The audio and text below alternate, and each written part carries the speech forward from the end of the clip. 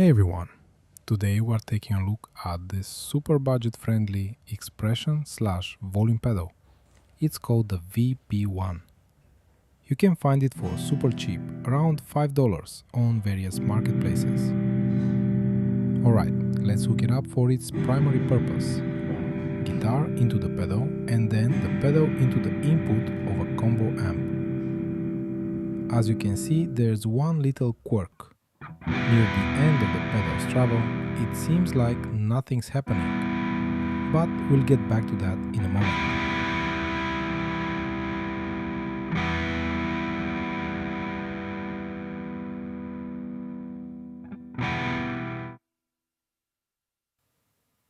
Now, about its size. Compactness is great in theory, but this pedal is seriously tiny. It's really awkward to use because it's not clear where to step on it, and the end of the sweep feels totally ambiguous. It hits 100% output well before you actually press it all the way down, and pushing it further does absolutely nothing. That said, once you get used to it, you can use it. I wouldn't say it's terrible, just quirky. Now, let's test it as an expression pedal. We'll plug the guitar directly into the combo amp and connect this pedal using a TRS cable to the amp's expression pedal input. In our case, that's the Spark Control X, but I've confirmed it works with any device that supports standard expression pedals. And yep, you can see the same weird behavior at the end of the sweep.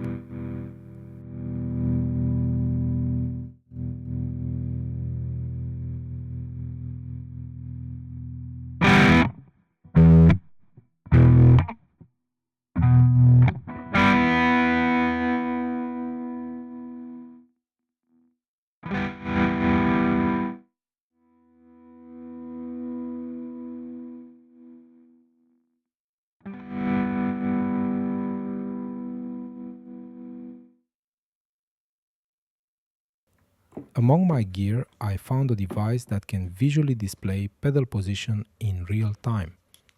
So let's take a look at what's actually happening as I press down. I'll use this block to keep the pedal from sliding.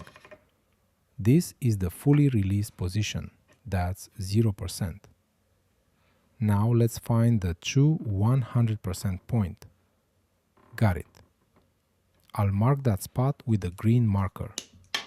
This is 100% according to the meter.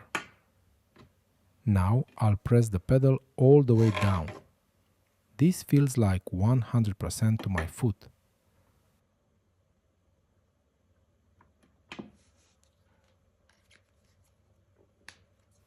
Look at that gap.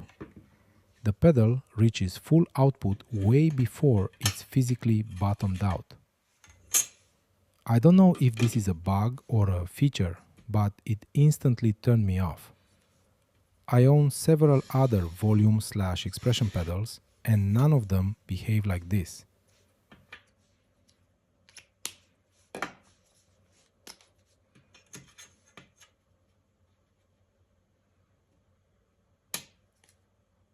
So, here's my verdict. The pedal is functional, you can use it, but it's not precise enough for detail control or accurate parameter sweeps. That said, for $5, I'd say it's actually a pretty decent deal. Just keep its limitations in mind.